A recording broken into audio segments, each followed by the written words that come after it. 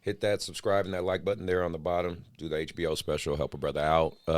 Me and Mark are here to keep bringing you good content. We got a good guest today. Sacramento hometown kid, finished up at Sac State. We'll go all into that. We have a great show coming for you. Check it out.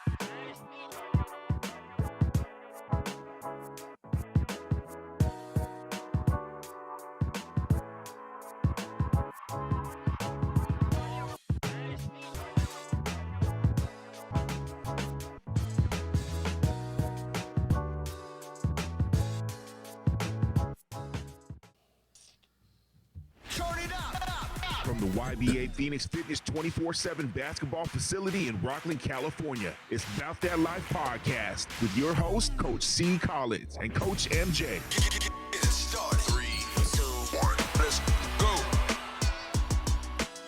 Hey, I'm Coach C. Collins. Welcome to Bout That Life podcast. Coach MJ, GGT. And we are here and back to bring you a good show talking about AAU basketball life and everything in between. So, if you have been rocking with us from the beginning, we're here on episode 48. You've been a real one. We appreciate you. While you're here, go ahead and maybe hit that follow and that like and subscribe. We're going to do a deep dive into the recent current events of the NBA, the AAU landscape, the high school, the college, give you some tips. Hopefully it's helping. I know I've had quite a few people come up to me at AAU events, Nice. and basketball events and all that, and they're like, man, I love your show. I was in L.A., for the Adidas Gold Gauntlet, and had a few people like, Really? yeah, man. They were like, man, they were like, dope. we like. It was like, bro, because they heard me screaming on the court, they heard me coaching, Yeah. and he was like, he said, I know that voice. He was like, I heard your voice. He's like, I know that voice, and he was like, bro, I just wanted to tell you, man, like, That's we dope. peep your journey. We love what you're doing. You're So almost to 50, man. yeah, I know, man. 50 episodes. And again, for those who are giving us support and telling me, Mark, and Johan that they appreciate what we do, that's really what we do it for. You know what I mean? If it's giving you some knowledge as a parent, giving you kids knowledge for the next generation, some tips. If we helping one person out there, I'm feeling like we're achieving our goal. Yep. So with that being said, let's get to it. I have a guest coming to you guys. Again, Sacramento hometown kid, finished up in Sacramento, which is great. We're going to do, kind of a deep dive into who he is, his basketball journey, and hopefully it can give you guys some tips for the youth side. It can definitely help you guys that are still currently in college. Even the most unique thing that I like having him on the show is he is a case study of the transfer portal actually working in his favor. Me and Mark were talking about it before the show. We hear a lot about, and I get it to a degree, how the cautionary side of the transfer portal, there's 1,000 kids sitting there with nowhere to go, 1,500 kids sitting there with nowhere to go. Like, I get it. I'm not saying you should ignore that. But I do think we do need to acknowledge there is another side to it where it works and it's actually beneficial for certain athletes, because we have one sitting right here in front of us. So without further ado, let me introduce Zach Chappell. Appreciate you being here, man. Yeah, thanks for having me, man. Zach legend already. It's been a long time coming. I've been trying to get it going, but glad to be here. No, I appreciate you taking the time. So I'm going to mention who you are briefly, because I know sometimes guests feel weird about saying like who they are and what they did. So you could, well, I'll do that work We'll for hype you. you up. Yeah, we'll help you out with that. I appreciate it. So, and correct me if I'm wrong on anything, because obviously I'm taking all this from the internet. So you tell me if I might need to find some correct crazy something. stuff on that. So, like I said, hometown kid, grew up in Sac, went to Capital Christian High School, right? Did you complete all 4 years there, or okay? So you did all 4 years there. Started in 8th grade. Oh, you started in 8th grade. Okay. Well, again, that's nice in itself because there's so many kids transferring high schools. So, for you to do all 4 years, that's great. You graduated from there. Was say right here, you had 20 points a game, 4.3 assists, and 4.7 rebounds, shooting 55% from the field and 47% from the 3-point line your senior year. Wet ball. Yeah. Wet ball. All that to say, you did pretty good your senior year. And then from there, you went straight to San Jose State, correct? Right? Did a couple seasons there. Again, it says you were the team sixth man as a sophomore, averaged 6 points a game, 1 rebound, 2 assists, 1 steal with almost 20 minutes per game. Scored in double figures 9 times. So there you go. It seems like your sophomore year you grew and accomplished there. Then for the 2021 season, played in 13 games and then transferred from there and finished out at Sac State.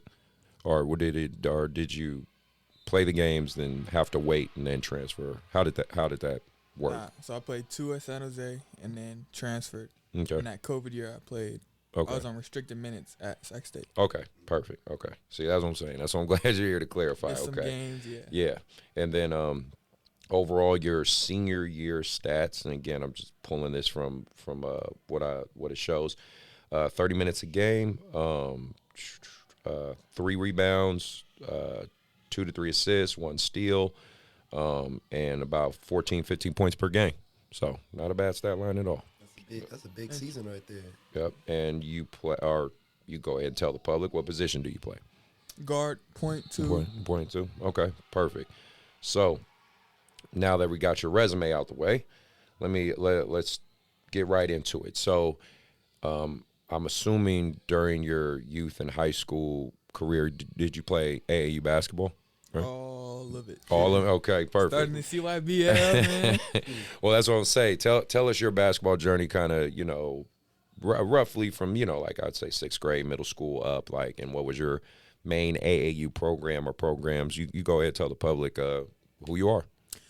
Yep, so starting in 6th grade, man, that's when I don't even remember who I was playing with. Yeah. I usually played up my whole youth years with my brother. I have 2 older brothers. Yeah. So played up with them, or with Ryan, and then he's 2 years older. We started in the CYBL, man, and then they had a little CYBL/AAU thing going on, so we did that. Nice. And then after that, moved to kind of the AAU side, but played with Yellow Jackets, played with the Predators. Mm-hmm. Went down and played with a team from LA, who was nice. Crazy, but when we talking about the whole back, Yeah. The reclasses. Oh, yeah. All that. But played with Team Superstar, Under Armour team, with my brother again, whole lot of pros. That's dope. And then after that, went and played with Team Arsenal. Yeah. After that, went and played with Portland Basketball Club, a Nike team, UABL. And then after that, I finished with the Las Vegas Prospects. Okay. And then I guess my immediate question, since obviously, you're traveled, you're seasoned, you played in a lot of good programs with a lot of good players, do you, in your opinion, for someone who's done that, did each experience teach you something, or did you gain something from each experience? Like, or was there maybe a team you're like, this is just, I'm just hooping, and, this other one, like, no, or a coach that gravitated to you, like, give me the totality of that experience is basically what I'm saying. I'd say the team that probably shaped me the most, obviously all the teams were a big part of my journey. Mm-hmm. Met a whole bunch of guys, still in contact with pretty much all the coaches that I've had, a bunch of the players. Nice. But growing up, we played with a team called the Goon Squad.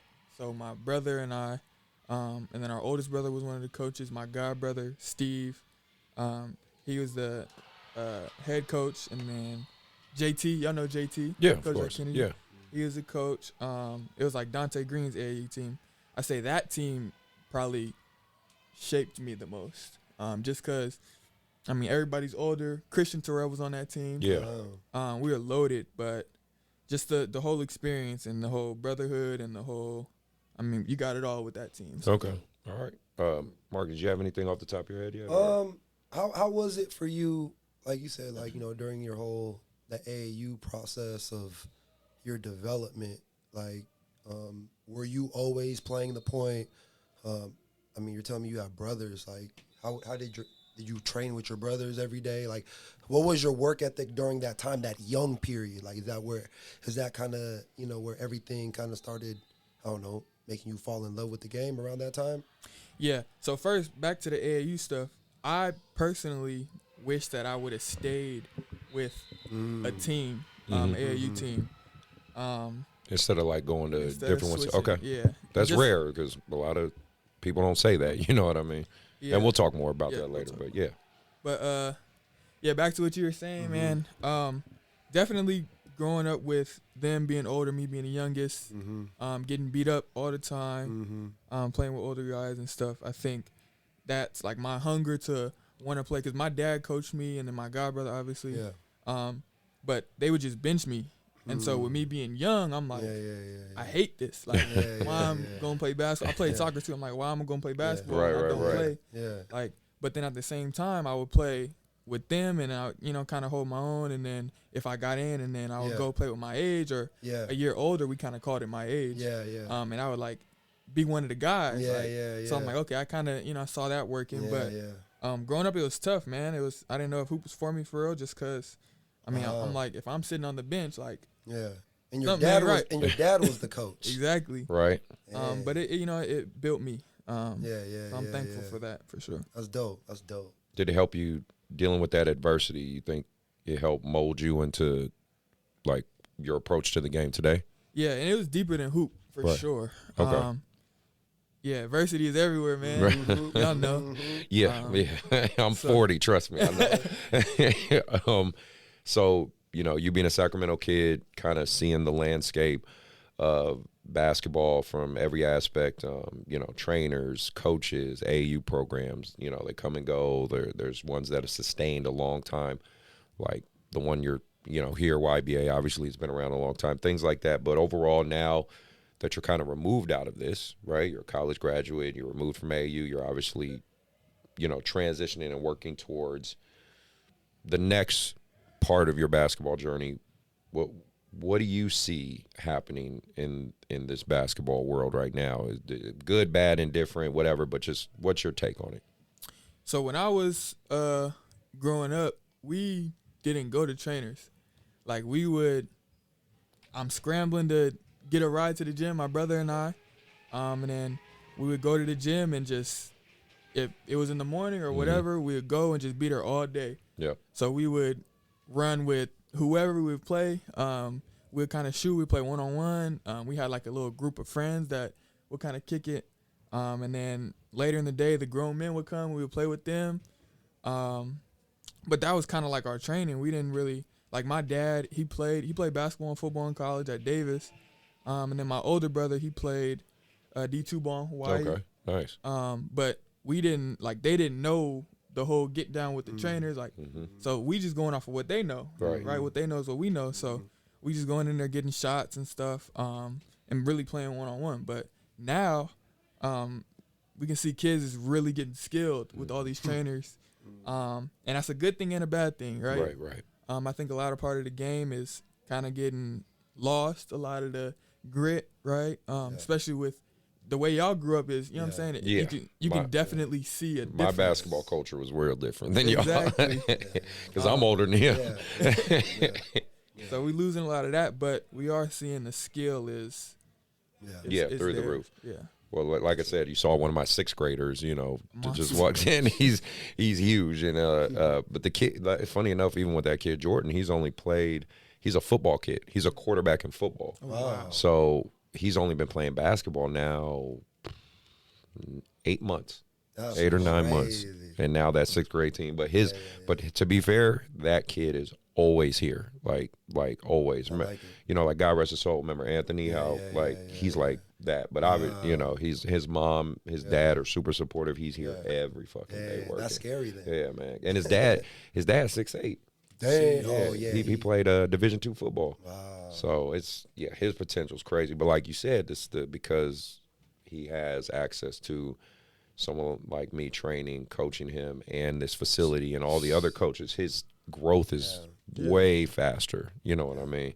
And I kind of, well, just on a side note, I kind of like getting football kids and turning them into basketball players because you know they're going to be tough. They tough, yeah. You know they're going to be tough. You know it's hard to make a soft hooper tough. Like you can't, it's just nothing you can do about it. Like It's a longer process, or they just don't got it. Right, football players. I know they coming to me tough. I just got to soften them up. Like, hey, you can't just run dudes over, man. You got to calm down. Like, I much prefer that.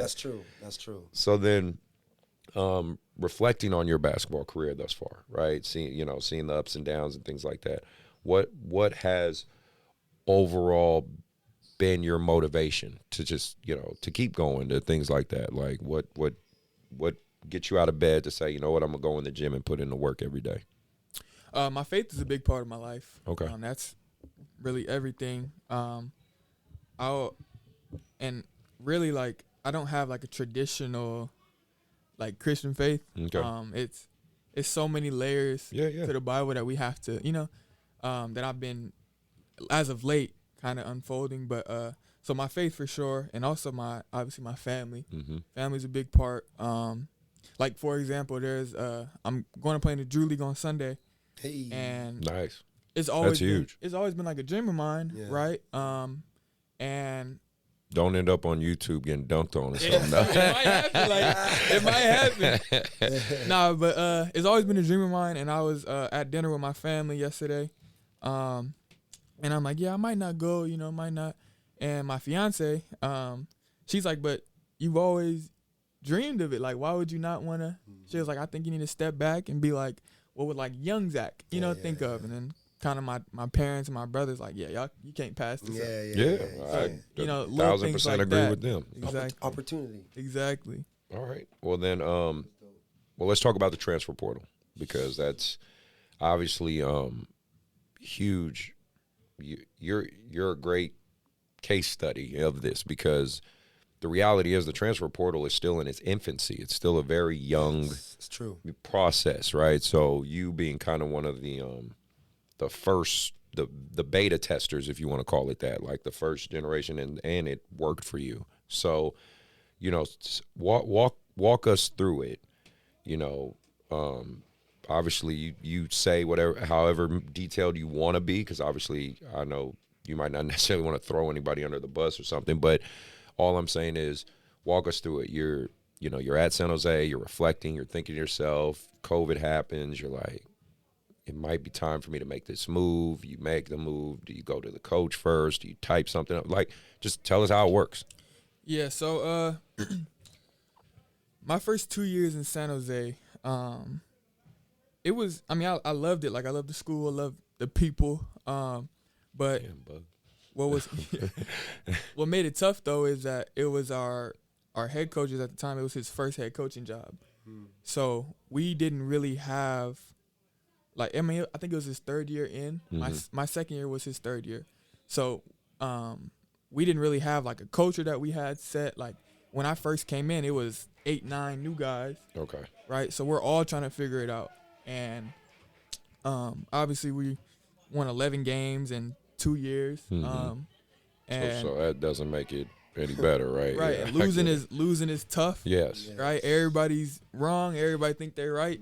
And so that played a part. But also my whole class really got together, and we were like, look, man, like, we're at the point, because college basketball at that level will really make or break you. Yeah, sure, I agree. Especially when you're young like that. We didn't really have no, like, vets that was really, because our vets were JUCO guys that were just in it too. So, so we didn't have nobody to really tell us how to move or anything. So we're like, yo, if we gonna stay, we gonna just be on the hoop team. We gonna get our school and just be cool. Like, we're not gonna try to play further. And then we had another meeting, and we're like, man, we want to hoop, bro. Let's get out of here. Let's go to a more established program, and let's, try to turn this thing up. So after we decided that, talk with my family, talk with my mentors and stuff, and then went to the coach and was like, hey, this is what I'm thinking. I appreciate you. Like, coach was really good to me outside of basketball. Like, basketball, he was good to me too, but outside of basketball, like, I had some family stuff going on, and I didn't have my license at the time. He drove me all the way from San Jose to Sac and back. Like, he's a real good dude. Yeah. So it was hard for me because I'm big on loyalty and you know, trust and stuff. And so it was hard for me to be like, kind of break it to him, like, hey, I'm leaving you. Like, you know. So I did. It didn't go well. He was not happy, obviously, losing players. I wasn't the first, but and so I told him. We had several conversations. Kind of had some conversations outside of, you know, I probably ain't supposed to say this, but had some conversations outside of, because I didn't want to, my worst fear was entering the portal and not having nowhere to go.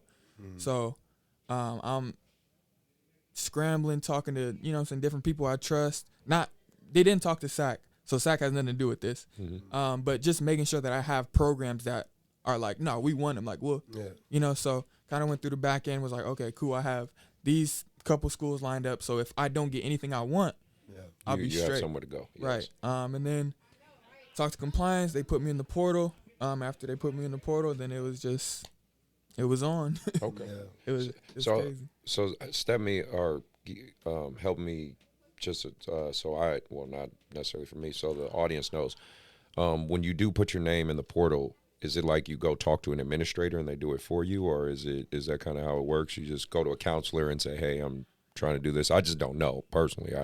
So it's compliance. So you go to compliance and you're like, hey, I want to enter the transfer portal. They're like, okay, cool. Then they'll do everything, put your name in there. So you can really do it without telling your coach. Like, people do that all the time. But you do it but you respected your coach and that relationship, which is the right way to do it. That's absolutely. But I didn't know. Yeah, that's what I'm saying. That's why I'm glad. See, that's why I'm glad we're talking about this, because I have no clue. What's crazy is all the coaches will get like an alert saying, hey, this person just entered the portal. So if you my coach and I go backdoor you into the portal, you get an alert saying, "Oh yeah, find out anyway." So and so, you like, this is my player. Like, oh, that's crazy. I mean, yeah, I'm pretty sure you know stories of guys who've done that, or you know, felt the need to do it, which I can only imagine. I ain't been in those shoes, so I don't judge. I guess obviously I assume every coach recruits a kid and wants them to stay there all 4 years, but the landscape of college basketball has changed. You know, there is no more 4-year scholarships. No. There is, you know, it's year by year, right? Yeah. So it's tough. And that's something I found out too, is that it's always been year to year. So it's really semester to semester. So like if a coach is like, nah, we don't want him, they'll boot you in Christmas. You'll come back like if they really want to and find somebody else. No, you're right. And it's tough because you just don't know, man. People are people. Like obviously there's it is, and it's their job, so you gotta respect it. Like well, I think you definitely did it the right way. And that was kind of part 2 of my question with loyalty and you know that seems to be a huge thing and I deal with it in AAU basketball big time, because like you said, you played for a lot of multiple programs. That still goes on. There's a lot of kids that play for a lot of programs, and Mark knows with me, I'm very much I grow my kids, but you know, I'm really a grassroots guy. I get kids when nobody's looking at them, you know, nobody even knows their name. I really put them through that journey, and then when they're really good, they've left. You know what I mean? And some leave the correct way, right? Like having a conversation, talk to their parents, whatnot. At least hear me out to see if I can give them a counter, and if they say no, they leave. And then there's some like they just gone, like, you know what I mean? Like, you know, help train them, help them grow for 5-6 years, and they're like, oh, I'm really good now, bye, coach. Like, and that's it. And I don't even talk to them ever again. You know what I'm saying? So it's sad, but that's just a reality. So in the college landscape, amongst you and your peers, what's the overall consensus dealing with this? Is it like when you talk to your friends and things like that, they're like, oh man, this coach tripping, I'm out, like I'm just leaving, or you know, maybe one of your friends is like, man, I really like coach, but this team sucks, and like just different things like that. How speak on that, or your thoughts on any of that type of stuff? Yeah, I think it can go both ways. I think there are times when the player is just like, I'm gonna just do me. I'm gonna get out of here. I'm too good. And there's other times where, like, the player will be really good, and the team won't accept the player, so the player ain't got a choice but to leave. And there's other times, obviously, where the coach is like, we don't need you no more, right? And then there's the time where the player's like, I'm capable of more than what I'm, you know what I'm saying, given. So I think it can go however. But when we talking about loyalty, I think that at the end of the day, there can be a respect and there can be a loyalty with still moving on. Yeah. And I think that, especially with coaching, like when I went to San Jose, I literally went there for a coach. I'm still in contact with him today. We're still pretty close. Well, not pretty close, but we're cool. Yeah. When I go to LA, I talk to him. Yeah. He's at USC now, but when I went to San Jose, it was because of him. Like, I didn't know the head coach. I didn't know none of the assistants. I didn't know none of the players. Nothing. I knew this one assistant coach who had recruited me since I was, you know what I'm saying? Yeah. Like young, like 8th grade. And he was then recruiting left. my brother, and you know what I'm saying? Yeah, so we're close. Trust him.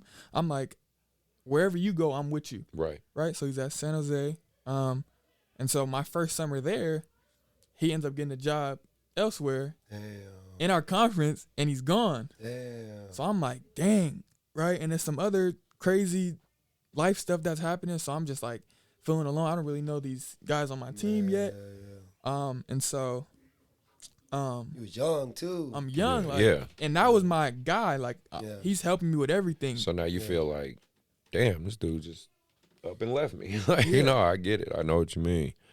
So no guidance. Yeah. Or mentorship. Yeah, and so from the outside looking in, like, especially with my parents, they're like, oh, like, he, whatever. But then I had to really, like, take a second and look at it from his perspective. He's from out there. He's, you know what I'm saying? He just wants to be close to his family. It's he probably getting more money. Yeah. He's at a better team, so, you know, it's like better you said, for his it's career. his career. Yep. Exactly. So once I looked at it like that, I'm like, okay, I understand. Like, it's no hard feeling. And we had a conversation too. No, well, that's good. That's good. Mark, did you have anything else, or before I move on from this topic? Like I said, this shit cutthroat. Like, stuff that you can't control. You know, you have to feel like just listening to that. Like, it definitely made you grow. You know, where you're like, fuck it, I gotta figure this shit out. Yeah. So yeah. And the players, like, with, I don't know if this is a question or not, but no, we, like, with us having the power, it kind of evens out the playing field. Like, coaches, whenever they want, they can leave, and you know, players will be stranded. But like, when players, now we have the power to leave and kind of, I guess, lead the coaches stranded. Right? Yeah, I remember you talking about that when Marcus with you, when you and Marcus talked on his IG. Shout out to Marcus Kirkland. Shout out Marcus, man. Boy, Marcus, drop above others. But no, I remember you guys talking about that, and I commented under that too. But I agree with that. Like, I do think, because you're right. Like, my younger brother, he was at Chico State, and then they fired that coach, and then the new head coach came in and basically said, "Yeah, I'm not keeping any of you." Yeah. And so it overall ended up working out for him, because he ended up going to Warner Pacific in Portland, and you know, had a great season, met his wife, you know, living life out there, doing great. But I remember when that happened, he was devastated. You know what I mean? He thought he was set at Chico State, then all of a sudden gone. So no, I get it. What do you guys think is going to be the evolution of this, though, with the transfer portal and the NIL money and deal? We'll talk, you know, more about the NIL side, but where do you think this is going? You think they're going to start, or do you think, and when I mean they, I'm talking about like the NCAA, you think they're going to start putting punishments or restrictions on any of this, or bring back the old rule where you got to sit out a year? Yeah, you think that might happen, or is it just we just Me got to wait and see? personally, I think something got to happen because these numbers are going up. Like Yeah. crazy. Yeah. I mean, I feel like there has to be some type of restrictions, honestly. Like I said, there's a lot of benefits. There are some negatives. But again, I feel like you said, it's so early Yeah. that they're kind of just still seeing how everything is going these next few years. Who knows? I mean, it took them finally, I don't know how many years where now we're getting the NIL. Getting paid. You know, so this transfer portal thing, like I said, while it's happening for just like Zach and anybody else moving forward, you gotta play the game within the game. Yep. You know what I'm saying? And figure it out before it is all gone. So You're right. This is what I think. I think that in any other career, you take whatever you go to school for, right? Or if you don't want to go to school, like, you have the power to do whatever you want, whether that's work now, work later, go to school, change schools, all that stuff. So I just don't understand why when we talk about athletics that has to be regulated or that has to be changed or there has to be different. Like, at the end of the day, this is whatever player's career. And so they should have the power to either make good decisions for their career or destruct their career, just like any other student. Yep. If we still calling them students. And so I think with that, like, I think NIL is great. Obviously, at some point they'll put some regulations just because that's just, how it's going to, they're still, quote unquote, it's all amateurs. new. So I'm like, hey, Right. benefit it while you can. So, you know what I mean? I was watching, so someone I follow on Instagram, and I actually I'm going to speak on that a little later too, but I like what he's doing is Coach Barnes at Bakersfield. I like that brother. Really good dude. Obviously he did my IG show and all that stuff, and it's just really cool to have a Division I coach talk so candidly on social media, because it's understood coaches are on Twitter, right? A lot of them, they have an Instagram, but they're not really active like that on them. But he's like an active participant, you know what I mean? And he's literally just putting it out there. So there was one he did recently that I really enjoyed that I wanted you to speak on because I just had Kai the episode before you. Shout out Kai. Yeah, man. Shout out Kai. And it's really cool watching both you guys, graduate and have your careers and stuff. So, but he was talking about how hard it is to be a good basketball player, period. He's like, it's just hard to be good at basketball. Like, you have to accept that. Like, parents, kids, and yes, and height plays a factor. If you're short, that works against you. You just have to accept these things, right? And move forward. You know what I mean? Like, and I'm a firm believer in that myself. Like, I talk about it. Mark, I think you've heard me say this in previous episodes. I'm a black business owner in a predominantly white area.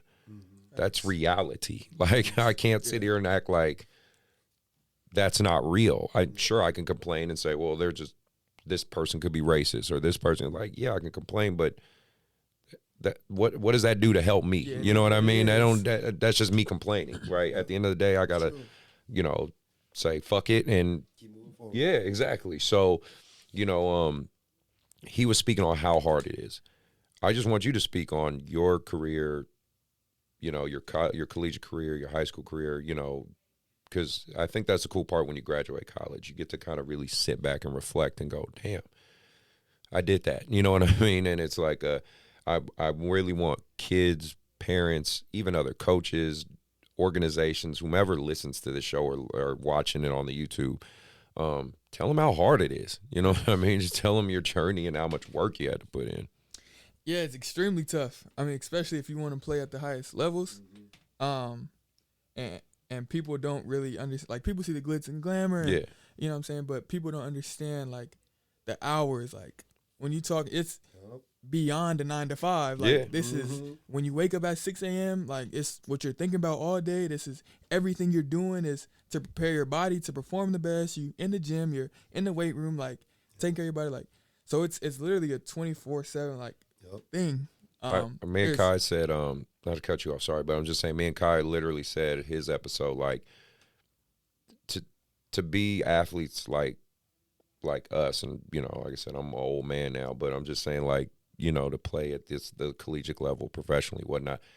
You got to have a screw loose. Kevin Garnett to me said it best. He said something's got to be wrong with you. Trust me. Like we're not hardwired normal. Why other people want to go home and sleep, we're like, no, I want to go give some more shots up. Why people are like, damn, I'm tired. I've been doing this for 4 hours. We're like, no, I can do another 5. You know what I mean? Like there's a madness to us, right? So I just thought that was a really cool point. I think that's something we all can agree on or understand. Like I'm still involved in basketball. I don't even play it no more. So it's like clearly there's an obsession there. So, please keep going. Speak on, your work and everything you had to do. Yeah, I mean, I think that obviously growing up, everybody thinks they're the best player. And I think that a lot of times when you're hearing that you're the best player, reality doesn't really sit in with you. And so for me, like, that's all I'm hearing. You're this, you're that, you're this. And so, at some point, like, no matter how much I try to say, oh, no, it's not, but it's going to get to me, right? And so going to college and playing against some of the best players, like, in the world, right? These people from all over who, you know what I'm saying? Like, that was kind of eye-opening to me. And at the same time, I'm still hearing what everybody else is saying. You should be doing this, you should be doing that. So I'm thinking that, but I think I didn't begin to start having success until I sat back and was like, okay, well, maybe I'm really not that good. Like, maybe I need to really sit down and really get better and really, like, lock in if this is what I want to do, because I'm clearly not getting it done, right? And they can say, oh, you should be doing this, oh, you're better than so-and-so, but at the end of the day, if I'm not producing, then I'm really not, right? So just taking that perspective, and like it's people from all over the world who want, like James Akinjo, he works out at Guss and stuff with us, and I had a conversation with him a couple summers ago, and he's like just think about it, like if he's like, this is why I can't really have no friends, like in this hoop business, and he said because we all want the same thing. So if I want what you want, what he wants, at some point we're gonna compete. How can we be really cool if we all want the same thing? Like, it's so many people out there that want what you want or want what you got. So funny thing you mentioned him, just on a sidebar. Me and his dad played high school. James Akinjo Sr. And shout out James, man. And we got into a fight in middle school. Dog. Of course. We got into a fight in middle school. So that was just a funny little side note. 7th grade. Yeah, me and his dad squared up. So that was funny. That's how old I am. Like James Akinjo Sr. Yeah, that's hilarious. Wow. No, man. I think you bring up valid points because you guys are walking the same journey, right? And you're trying to get to the same destination. Do you have any for any kids that are listening, or do you just have any straightforward tips or advice to those guys or girls, I should say? Yeah, I mean, accept the journey, accept the good, accept the bad. Don't get too high, don't get too low. The same stuff you hear all the time, but like if you really accept what's going on, you really take the time to sit back and think about, you know what I'm saying, like where you want to be, but where you're at, be realistic, like all that goes into play. Being real is like, that's the toughest thing for anybody, not just hoopers, but if you can be real, if you could think about like yourself, see yourself from different perspectives, I think that's what helped me. Okay. And then any tips for parents? Parents, be involved, but stay out the way. I think that's a good advice right there. I can't say that enough, but I'm just the AAU coach. They just think like I'm just being I don't know what I'm talking about. But I think on parents, like my parents growing up, they were super involved. They were on me, but I think as I got older, I really had to sit down with them and be like, look, like, I know y'all love me, right? I know you guys want the best for me, but like, honestly, you guys haven't gone through what I've gone through, so you don't know, right? And so they were, I mean, every game they yelling, shoot, do this. But once we had that talk, they kind of were like, no, it makes sense. Like, okay. So they kind of sat back and obviously still cheer, obviously still my number one fans and all that, but it was from a different lens. It's like not I'm right because I'm your parent. It's let's figure this out together, and let's, you can teach me because I'm in it. So when that happened? What age were you? Where were you at your basketball career when you had that talk, and how did that change your performance? If it did, I say between my sophomore junior year of high school. And do you feel like, did anything change how you performed, or was it still the same? Like, was having that pressure not there anymore? Do you feel like that helped you, or? I mean, it was an adjustment for sure. Okay. Just because like growing up, everybody want to please their parents. Yeah, of course. Yeah. So kind of having them step back and being like, okay, you got it. Like, you know who to, it was an adjustment. But once I figured it out, then it helped me kind of shoot. You know? That's cool you said that because, again, the big premise of the show is I want parents to hear this. You know what I mean? So they understand, like, because he knows as well as I do, and he's mainly on the training side. But, parent, and I try to always look at things from both sides. I get it to a degree. Yes, you're spending money, parents, but that's not how sports work. Like, they feel like, oh, I spend this money. Instant. Yeah, exactly. Like, I should get this product because I paid for it right now. It's like that's why I call it investing, right? You're investing. You're not I use the analogy, at least with my parents, when we have these conversations, because I have them so frequently. I've come up with different analogies. But the best one I can give is watching your kid progress in basketball from literally, like, let's say 3rd grade until they graduate high school is like watching a stock every single day. If you watch a stock, I don't care what stock it is you buy in. You could buy stock in Disney. You could buy stock in whatever. If you watch it every day, this is like stock marketing 101 in case people don't understand. It goes like this. It goes up and down, up and down, up and down, up and down, up and down. Some days it's, man, I'm making a bunch of, oh my God, I'm about to, I'm about to lose all my money. Like, but if you sit back, because this has been proven by Warren Buffett and all these stock market people listening on YouTube or brokers will know what the hell I'm talking about. But the S&P 500, which is like the main stock that most people use, Warren Buffett and a bunch of millionaires, rich people use, the overall, if you look at it within a 10 or 20 year span, it always goes up. On the day-to-day, it goes like this. But years and years and years down the line, it's always doing this. And I tell my parents, that is a basketball player. Yeah. If they're putting in the work, if they have the right coaching, the right training, it's always going to steady go up. And you're going to see it 10 years from now. If you look at it every single day, though, it goes all over the fucking place. You're going to go insane. You know what I mean? So I love that analogy. That's why I try to tell parents, like, you can't look at this stock every day. Yeah. Bring your kid in the session, go sit in the fucking car, and keep doing that for about 5 years.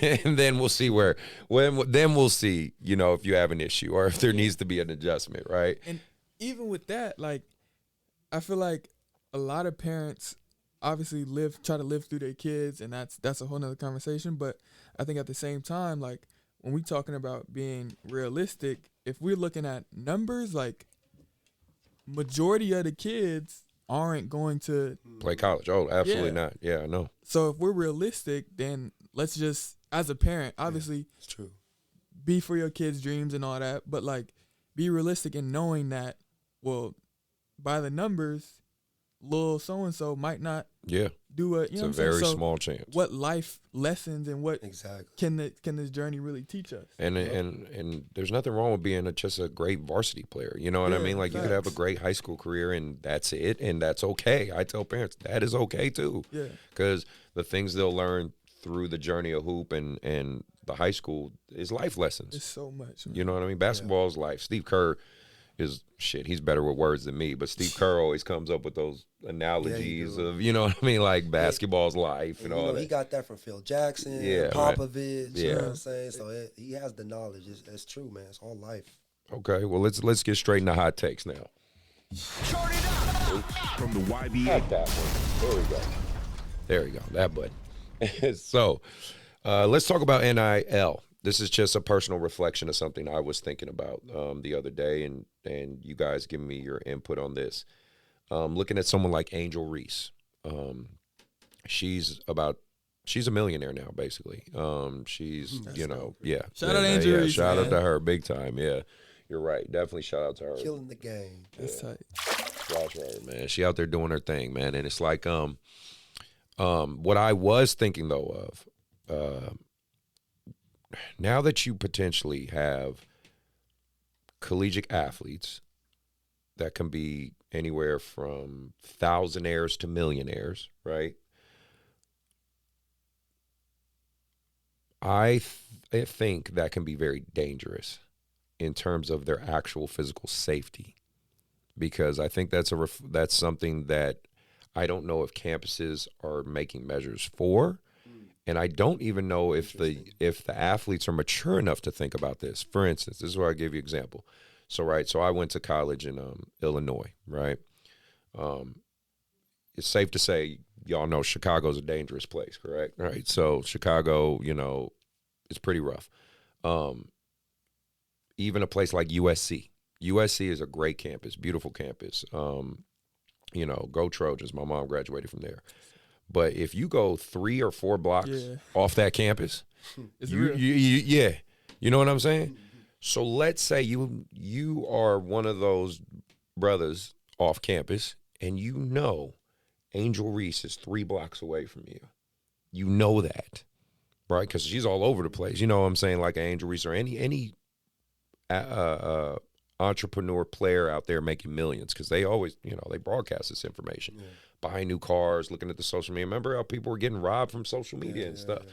My thing is, if Kim Kardashian could get got in Paris, who the hell's going to protect these kids on campus? Yeah. That's kind of a nuanced thing I was thinking about, because, again, this is just the way my brain works, but I want these kids to make money, but I also want them to be safe. Yeah. And that's something I think is dangerous. So I guess my question to you guys is, on top of just reflecting this, because, again, like, you know, you got the Pookies and Ray Rays sitting down the street from USC, and they're like, hey, yo, bro, like, Angel Reese made like $3 million. Mm-hmm. Hey, man, let's go to the campus with some backpacks on and just find where, because, you know, it ain't hard to find the superstar athletes. You go, hey, where's she at? Like, what doing? Or, you know, where the party at? What doing? She said, and you next thing you know, you hear about her getting robbed. Mm-hmm. You know what I mean? Now, God forbid that happens. I hope nothing like that ever happens. But that's just one thing I foresee that could be dangerous at a college campus. Because, again, I know there's security there, but they ain't really security there like that. You know what I mean? Like, I look at Sac State. Sac State's a big campus. Like, you can walk in the middle of the night and just be alone. You know what I mean? In certain spots. You gotta have things to protect these young, rich people. Mm-hmm. So my question, I guess, overall, is it the school's responsibility, or should it be the athlete's responsibility? Mm-hmm. Or should it be the basketball program or the tennis program or whoever is getting the deal? Is it their responsibility? What do you guys think? I know it's a deep question, but I feel like if you making that much money, like, I already know Bronny gonna have like 2 bodyguards wherever he go. Yes. So absolutely. I feel like that's what you got to do, especially if you make millions. You're not like the average kid who can just walk around and go to the cafeteria and eat with everybody. Yeah. Especially like what you said, you know, just in the world that we live in.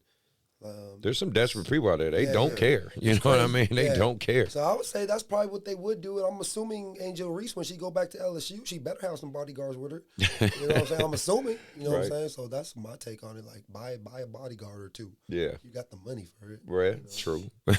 What do you think, Zach? Yeah, I think that. And I also think that just like any, like, person who really has all that money, they don't really go where everybody else goes. Mm-hmm. So obviously you got to go to class and stuff, but so you're saying they should move different too. So it should be like a combination of both security 100%. And that person should move different, right? Yeah, you should know that. I shouldn't go out late at night, and especially if I'm at USC, where, you know what I'm saying, by myself. Like, it's just certain things that you don't, and it's certain things that, like, people shouldn't do regardless if you have money or not, because you can get robbed. Like, you're right. It's just when you. That was just the nuanced thing I was thinking, because, you know, usually when you make your money, you're already out of college, right? Or you make it to the league, and now you're away from all that. But now you got people like Angel and probably other women athletes for sure, who are going to postpone leaving school so they can make I as much respect money it. as they can. Exactly. And so, and that is kind of different between, I would say, women's and men's sport and basketball now. Yeah. And let's be real, I know, controversial take right here, but men, generally speaking, are stronger than women.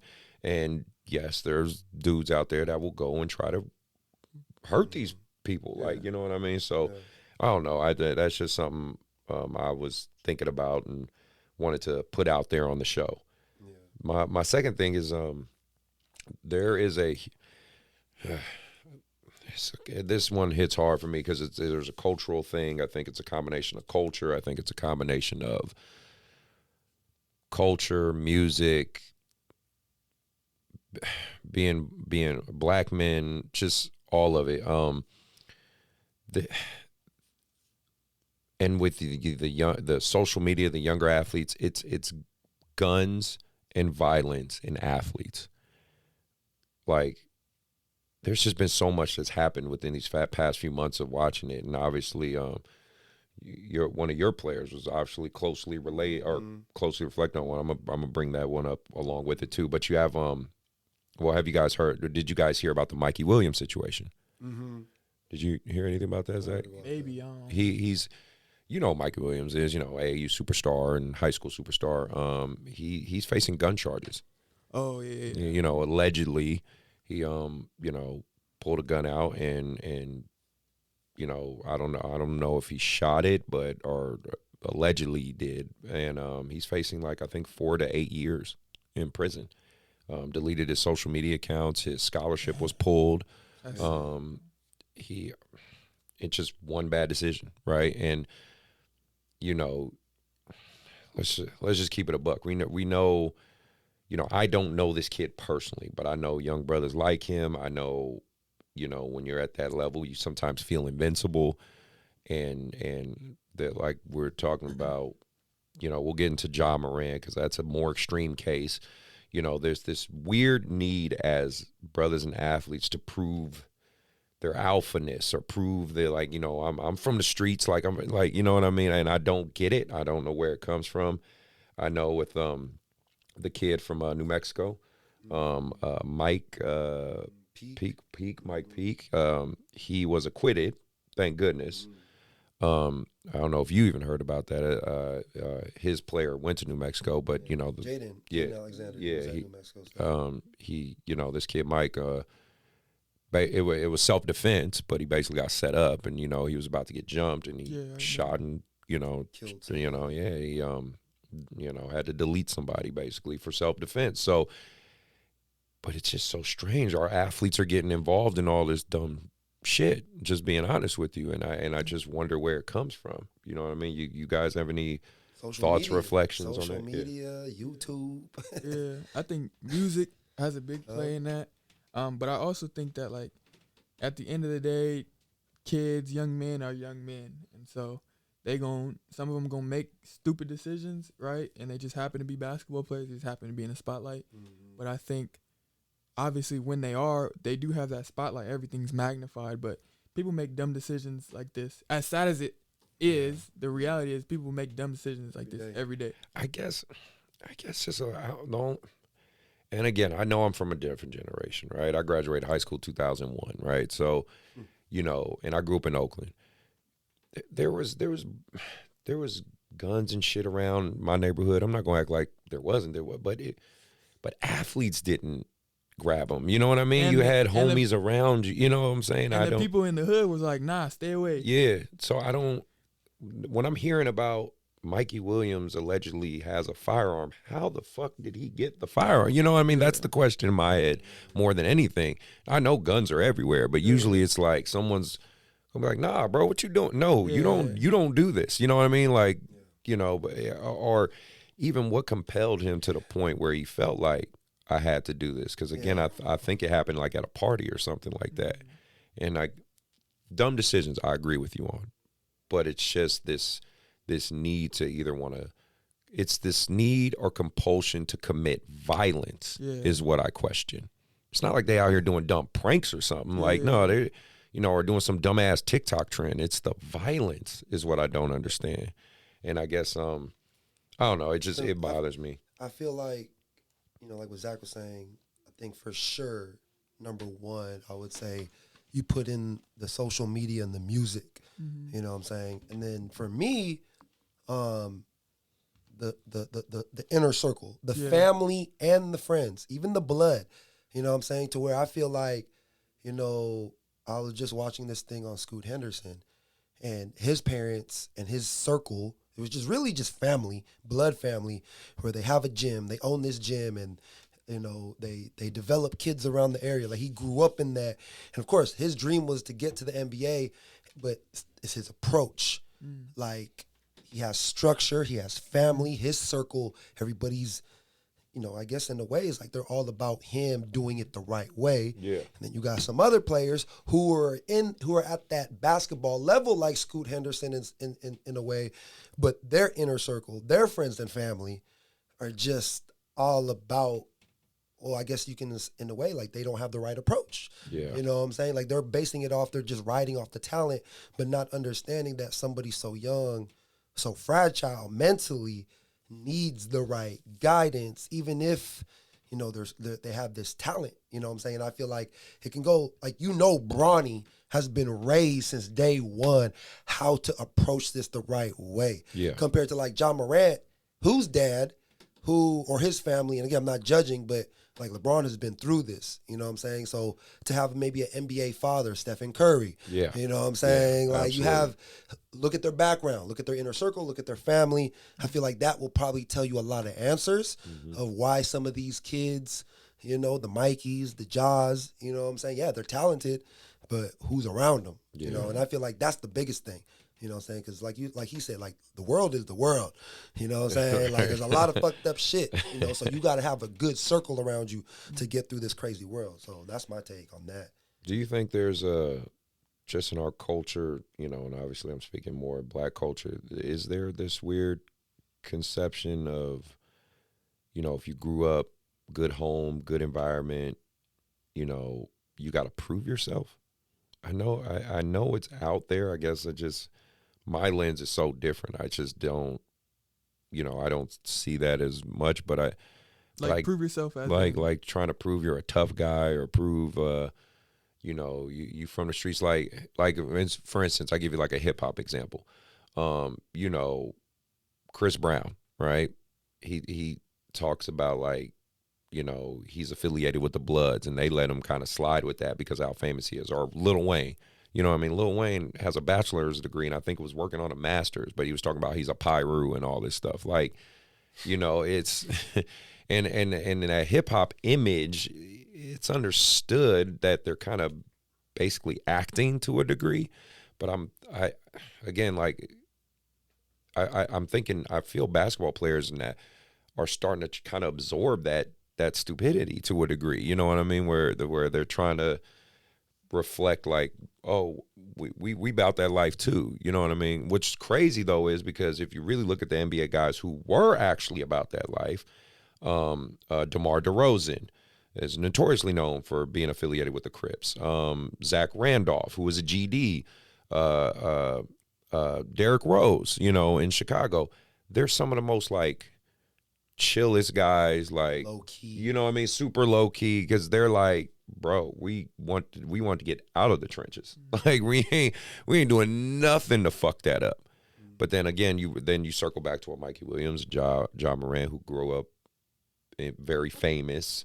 Well, not so much Ja, but for sure Mikey, and then grew up in good homes, good environments. But now they're walking around with guns and trying to fight and all this stuff. So I don't know, man. It's I can't put my finger if it's a cultural thing, if it's a hip hop thing, if it's because they think the girls will like it. Like I don't know, man. It's just weird. My heart goes out to those guys, and I hope figure it out. Yeah, yeah. And any of these young guys, because like you could circle back with like Gilbert Arenas when he did his bringing a gun to the NBA locker room and was basically having a Mexican standoff. Like, obviously that wasn't very smart either, but it's just weird. But it's just weird seeing our brothers make these kind of decisions. It's sad, more than anything. So that was my only thing on that. Did you guys have any more input on that? No? Nah, I guess the best thing is just to, have these conversations and try to help the ones coming up, man. Yeah. That's all we can do. All right. Learn from what everybody else is kind of going through and use that. So on the flip side of it, I did want to talk about this point. The person we're talking about is a football player, but I don't know if you guys saw that in recent news or heard the story of Travis Rudolph. He was fighting a 2-year case of potentially spending, I believe, 15 years to life in prison. So I'll give you guys a quick rundown if you didn't hear the story, or if you're watching or listening, I'll give you guys a quick rundown. He was an ex-NFL player, was playing pro in Canada, was dating a woman. The woman basically lied to, like, he wanted to end things. She basically lied to her brothers and his friends and told them that he was beating her. So naturally, her brother and those friends came over to the house. Luckily, all this was recorded on the Ring door camera. That's why I suggest to a lot of you young brothers or athletes or men in general, get cameras around your home. It could save your life, right? So basically, they found all this out because they did it in a group text, and they took the perpetrator's phone. Fast forward, these 4 to 5 guys come to Travis's house to confront him. They brought guns, right? One, she literally in the text said basically shoot his shit up. Sheesh. She told them to basically kill him because he didn't want to be with her anymore. Crazy, right? And so they came over because they're under the guise of, and it came out that she actually was hitting him. He didn't touch her. Wow. She was hitting him. But because he didn't want to be with her, because he was working on going back to the NFL and whatnot, she got mad. And so just out of her anger, she did all this. And so basically what happened, a scuffle broke out, ran into the house, grabbed his AR rifle and killed one of the guys. Damn. He in self-defense, he killed one of them and shot at the other 3. They got in the car, dispersed, ran. And then they took him to court because she and they conspired to say that he was trying to murder them. Yeah, it's crazy. And he was acquitted. He got off. The jury found him not guilty. And the shitty part is, though, of all this, nothing's going to happen to her. She orchestrated all this, and nothing's going to happen to her. So I'm going to play just a quick 2-minute video, and I just want your guys' reaction to this because I just think it's relevant because just being real, young athletes, your age or younger, you guys are targets. You just are, especially by the opposite sex and by a lot of just haters and people in general. So I think I do want to talk about this side of the sports world and, just how fucked up it is. But I'll play this video for you guys real quick. This is literally the cheapest way to get hotels. I just got one for $3. This is how you do it. Get to this damn ad. There were no shortage of tears, prayers, and hugs today in the Palm Beach County Courthouse. Your life is in 12 jurors' hands. That's a scary feeling. So definitely was nervous, and we definitely pray a lot. We have unwavering faith. So Travis Rudolph cleared on the first-degree murder and 3 first-degree attempted murder charges against him. The case stems back to a deadly shooting in April 2021 after an argument with Rudolph's alleged girlfriend. Rudolph's older sister, Tierney Coleman, says the key evidence in this case was her family's testimony, also applauding the defense attorneys. I think that Mark did a really, really good job exposing the truth and allowing the jury and the world to see what really happened. Rudolph says more than anything, he looks forward to his life getting back to normal. And I finally got my freedom back. I can get back to my life, man. Thank you, God. Thank you for just making this day happen. And I love you. Yes, sir. We wanted to reach out to both sides and heard back from the state attorney's office, their spokesperson, saying this, and I quote, "Although we may disagree with the jury's verdict, it's their job to determine from the facts whether a defendant is guilty or not guilty. We respect the jury's decision. Our thoughts are with the victims and their families in this case." Reporting from the Palm Beach County Courthouse, Chris Gilmore, WPTV. So obviously that's a quick rundown, but yeah, it got found. That and close to yeah, It's crazy. 2 years fighting to not go to prison, and all due to a ex-girlfriend being mad at him and lying. Like, Man. any thoughts on that crazy ass story? What you got, Zach? What you think? I just think it's crazy. I mean, I just think the world is so broken, man. The world is so hurting and seeking so much, right? That I mean, for me being like into my faith like crazy, I just think that it's just so much that people want, and it's so much that people desire that they are not gonna find, man. And so it's sad to see stuff like this. It's sad to hear stuff. It's sad that this happened to this gentleman, but it's also sad that, you know, this girl would even feel like that's the right way to go about it, you know. So my thoughts and my prayers is out for all them, man. It's just crazy. Man, what any words on your end, Mark? I mean, like I said, it still goes back to like what I said, especially when it comes to dating or who you have in your circle, right? Who you associate with. I mean, in a way, I guess, who you really love, you know, and understanding that. But that's, like I said, that's scary. Yeah. He don't even got control over that.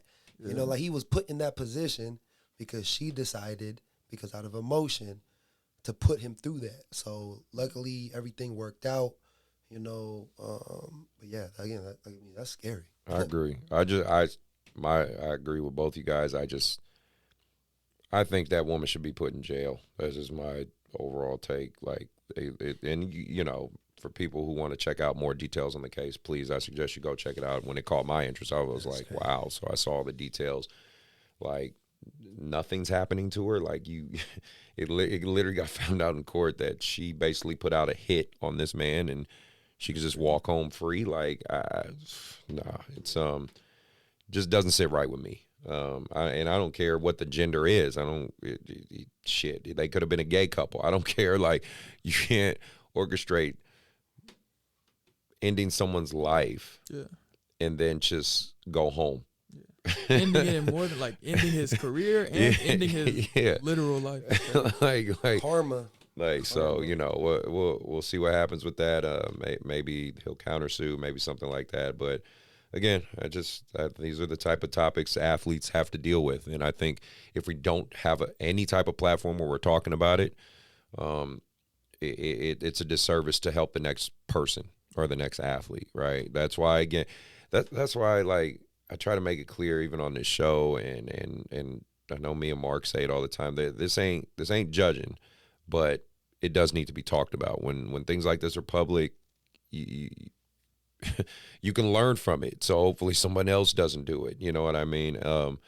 And I'm sorry, sometimes if you're put like the Ja circumstance, when you do that twice and put it out there for the public to see, well, then yes, you open yourself up to that judgment, right?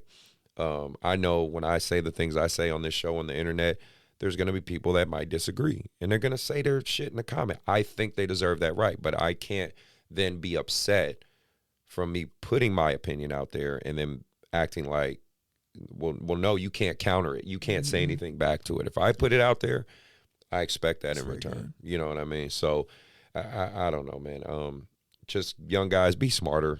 Be smarter who you date. Be smarter who's around you. You know, you can't truly know everybody's heart. You can't know everybody's intentions, but just mitigate it and do the best you can. And you know, I pray that none of my kids or anybody are ever in that type of crazy situation. So, well, moving on from that, I want to talk about some current events with AAU. My just on my reflection on my side, my Adidas contract's going good so far. My 17U, and shout out to Ryan from Touch Shooting, man. Been great working with you, brother. We've had a lot of good conversations. The freshman team and the 17U team both made it to the 3SB side, and we are going to go to South Carolina. So I'm gonna give ourselves an applause for that. So That's big time. yeah, man, we're doing our thing. We're hoping to go out there and hopefully get a couple wins, if not take the title. And I'm trying to bring something to Sacramento. I was talking to Dwayne Childs about it. Shout out to you, Dwayne. My ultimate goal, and Zach, this is where I think you can chime in too, is I want to bring truly a top level shoe circuit team to Sacramento. Right? We don't have one. In my time here in the AAU circuit, our side, I haven't seen one. Maybe there has been one. I just haven't seen it. And I mean, like, when I mean true shoe circuit, I mean like the Nike YBLs, the Team Lillards, the Jalen Green, where like Adidas is giving you money and you go get the best kid you can, you get free gear. I mean, something like that in Sacramento. Because when I see a kid like an Andre Stojakovic, for example, go play for the Compton Magic, I'm not mad at that. I'm not mad at the Compton Magic. I'm not mad at the moves they made, because ultimately it worked out for him. But it is discouraging or disheartening that we don't have anything in Sacramento for a kid like Andre. You know what I'm saying? So, because I used to take pride in my city going against other cities. You know what I mean? Mm-hmm. And I think the problem is Sacramento's so divided. Rockland, Sacramento, Elk Grove, the whole area. I just think it's so divided. Me and Dwayne were talking about everyone coming together. So, you know, imagine if you really pulled the best 10, 11, 12 juniors and seniors, put them on one team and go out there and kill everybody. You know, that's what I want to bring to Sac. So just, That'd be sick. Yeah, just That'd be great. Curious what you guys think about something like that. I think. Oh, go ahead. No. I was gonna say. I remember which I didn't know, that kid Jared McCain. I didn't know he was from Sacramento. Yeah. And for him to leave Sacramento, exactly. that right there, I feel, is your point.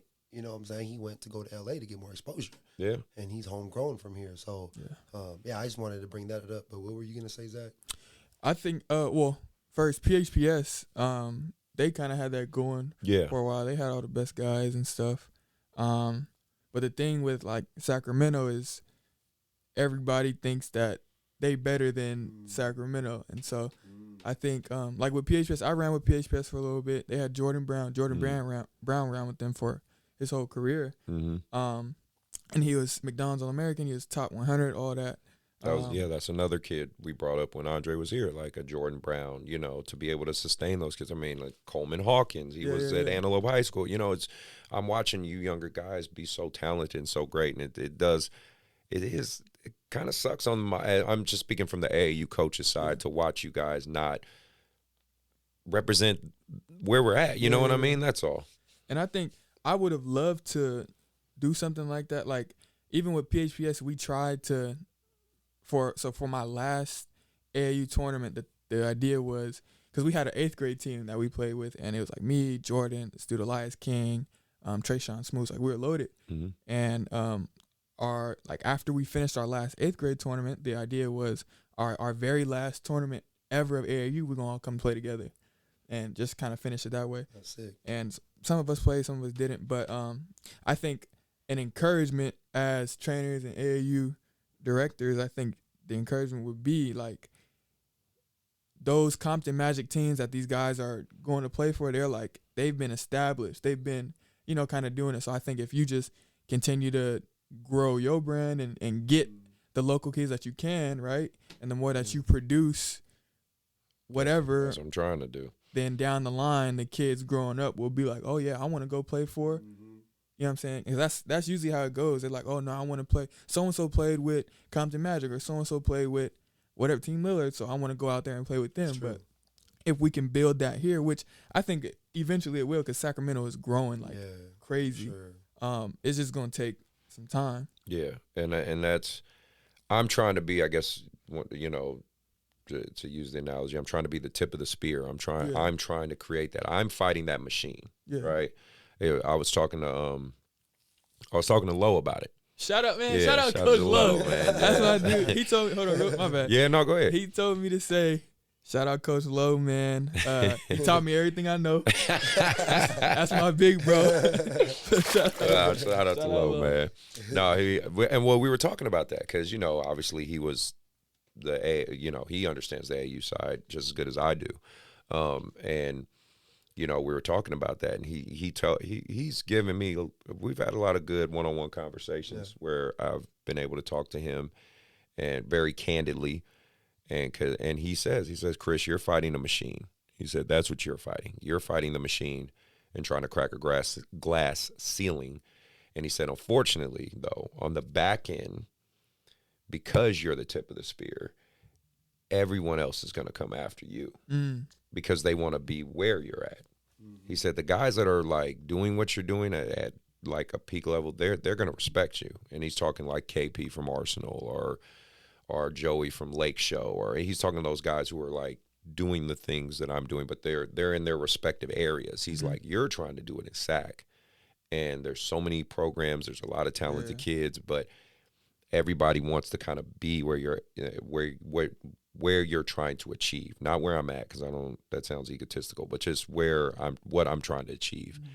And he said the difference between you, and again, these are Lowe's words, not mine. He just said the difference between you and a lot of them is you actually have the resources to do it.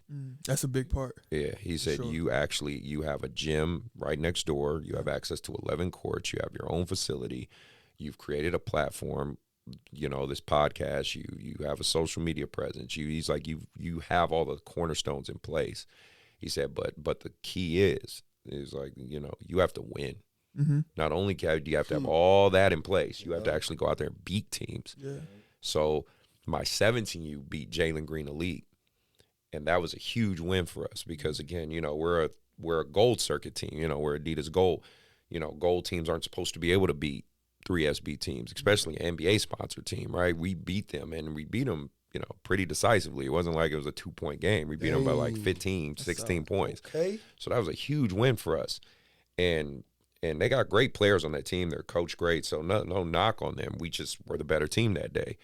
And so I think I'm getting a lot of attention. I do think Adidas is looking my way, but speak it to existence. Yeah. Well, but we'll see. We'll see how it happens.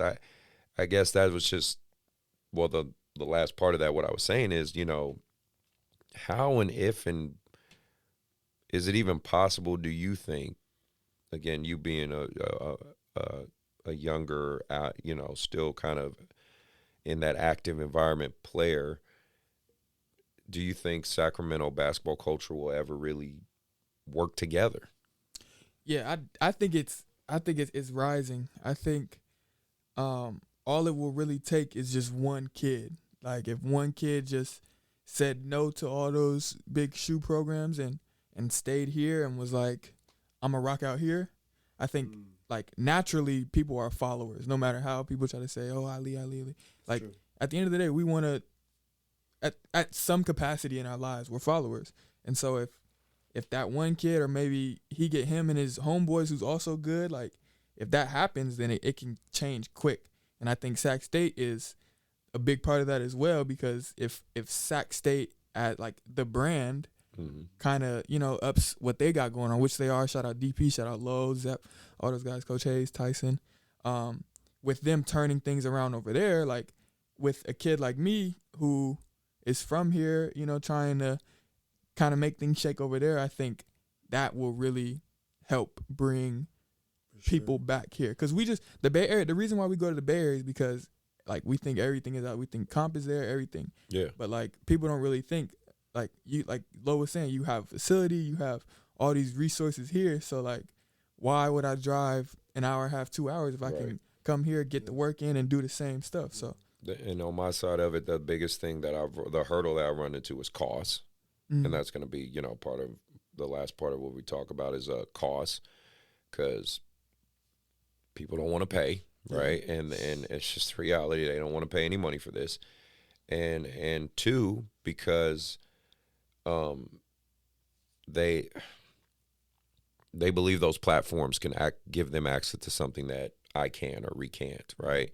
Even whether it's true or not, They just think that's what I've run into, especially when it comes to YBA and doing this so long. Is like people have gone against us. You know, this AAU club's been around 20 years. Yeah. You know what I mean? For an AAU club to be around 20 years, it's like unheard of. You know what I mean? So because of that, there's a lot of history there. But there's also a lot of we're the Duke. We're Duke of Sacramento, you know what I mean? Like, yeah, we win, we're structured, we have a good infrastructure, all that stuff, but people love to hate us. You know what I mean? I know I catch a lot of that hate just because, again, I understand the position I'm in. Like, I'm trying to do something for the forefront of the community, and there's just going to be people that don't like the way I do things or the way I move or the way I talk. I don't live my life making sure people like me. I just live my life trying to make sure I respect everybody. That's my philosophy, right? It's just me and Dwayne we had a one-on-one conversation about trying to figure out how to bring everybody together. And, you know, Marcus talks about that all the time too, like trainers working together and coaches working together. But I just don't know if or how it'll be possible, you know. I think you got to pick and choose those who really can do it. Like me and Ryan have worked really good together this year. You know, me and you, Mark, known you a long time. We've worked really good together. But me and Marcus, like, you know, but that's where it starts, though. Yeah, facts. Yeah, Bracy, you know, at Rampage, like those guys. So keep building. Yeah, that's the plan. I wanted to circle back with the last couple things. For one, Zion Williams. Man, he's another case study between him and PJ Washington. Man, that 2019 draft class has got some really some interesting off court issues. I ain't hear this. You didn't hear about what happened to Zion? Oh man. Zion, man. So Zion, that's crazy with Zion, man, is having a kid. Congratulations to that. He's having a daughter, I believe, and the woman he's having it with is a I'm trying to think of the right way to say it on YouTube. She's an adult actress.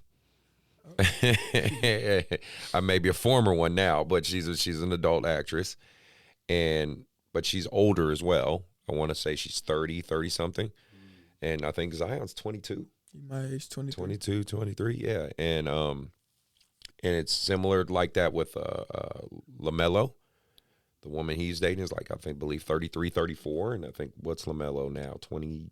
21, 22? Yeah, he's young too. And then PJ Washington, infamously with Brittany Renner.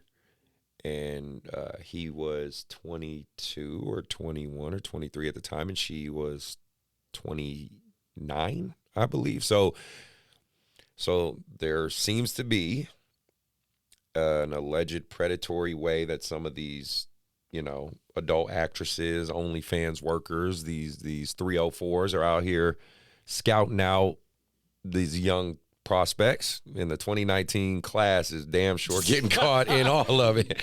That 2019 class got scouted out really well.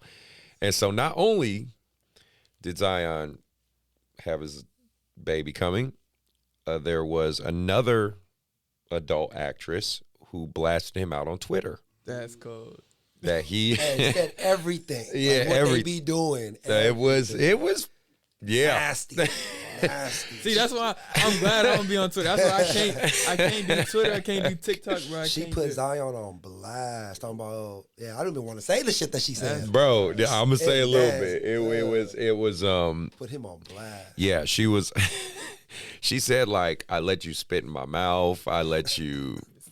This is crazy. That's enough right there, like, bro. No, it was like on Twitter. It's all over Twitter. ESPN talking about it. Gilbert Arenas talking about it. Bro, and Gilbert, you know, no chill Gil, man. He gonna speak his mind, but it's like, yo, what's going on with these kids? Like, and I mean, like I said, they're only a few years younger than you. My age, they are your age. It's like, I don't look, man. Look, sound like they living life. Yeah, this is what I think. I think first of all, to each his own. Yes.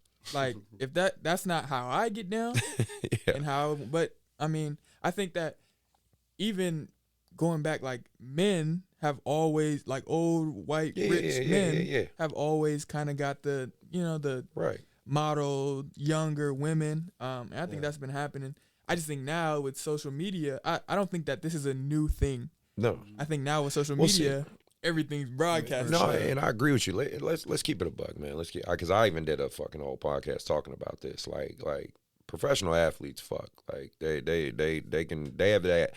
Professional athletes have access to women all over the world, levels of hot women that we'll never truly know about, which is fine. It's just an unspoken thing we all know is true. Pro athletes, boxers, MMA fighters, like they get we know that, period. Like, let's just, you know, if y'all watching, if you're listening, you know what I'm talking about. So I'm not going to get into super elaborate detail, but you know how athletes can get down. I've kicked it with many Sacramento Kings back in the day, and like we know that professional athletes get attention, right? We'll call it that. They get attention. What's become, what's this new trend though of like basically older women pursuing these younger guys, you know, men basically get shamed for this all the time. You know, they'd be like, oh, you know, you hear about like the age gap dating, right? You hear about, you know, generally speaking, by the way, men are usually older than their wives. You know what I mean? That's just usually normal, because typically women like older guys, right? But you know, there's this like shaming culture of like if you're a 30-year-old guy dating a 22-year-old girl, right? You know, they're like, oh, that's ugly, that's pedophilia, blah blah blah blah. You know, that's grape, like, you know, whatever, right? But now no one speaks on the reverse of this. That's my thing. I'm looking at that reflection of like, you have these older women, very attractive women, by the way, not going to sit here and act like they don't look good, because they do, but they're actively pursuing younger men like this, because the reality is this. Me being 40, you being 20, I know you're not 20, but I'm just saying, like, I have more life experience than you. I have more knowledge in the way the world works than you, period. You know what I mean? Right, wrong, or indifferent. So isn't this kind of predatory with these older, more mature women going after these younger guys? I mean, it's tough. I mean, yeah. I mean, this is a tough subject, but I'm sorry. It's hard to judge. You know what I'm saying? I feel like, I mean, you know, if you love somebody, you love somebody. Age don't really mean anything. Again, I think because of this, like what Zach was saying, because of social media, you know, and how anything can be a meme, or how a lot of things that we feel that may be non-traditional that have been going on forever are now just out there. They're being really exposed daily. You know what I'm saying? So I feel like, I don't know. I feel like, and yes, and especially with that thing we were just listening to, you know what I'm saying? Like, people got a lot of different agendas, bad and good. So I don't know. It can go both ways. I don't want to say that if somebody's older that they can't be with somebody younger. You know what I'm saying? Yes, there's levels, of course. Yes, right, you know, right, but of course. You know, there's legal and illegal. Yes, of course. Yeah, but that's what I was saying. But from a standpoint, what you're talking about being predatory, from a standpoint of, okay, well, I'm gonna try to use my social media presence and my physical to reach out to this $1 million NBA player and see if he takes the bait. Yeah, like, that's fucked up. Yeah, it is. Right. You know what I'm saying? Like, especially if they have bad intentions. So yeah, I don't know, man. It's a different world that we live in. It's crazy. Yeah, and I just, you know, I speak on it because I don't think it's spoken on at all. You know, we'll talk about men, you know, seeking out younger women all day, like the whole Leonardo DiCaprio debate that they have.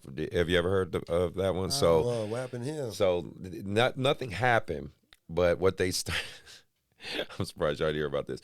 So, you know, Leonardo's like 40-something years old now, right?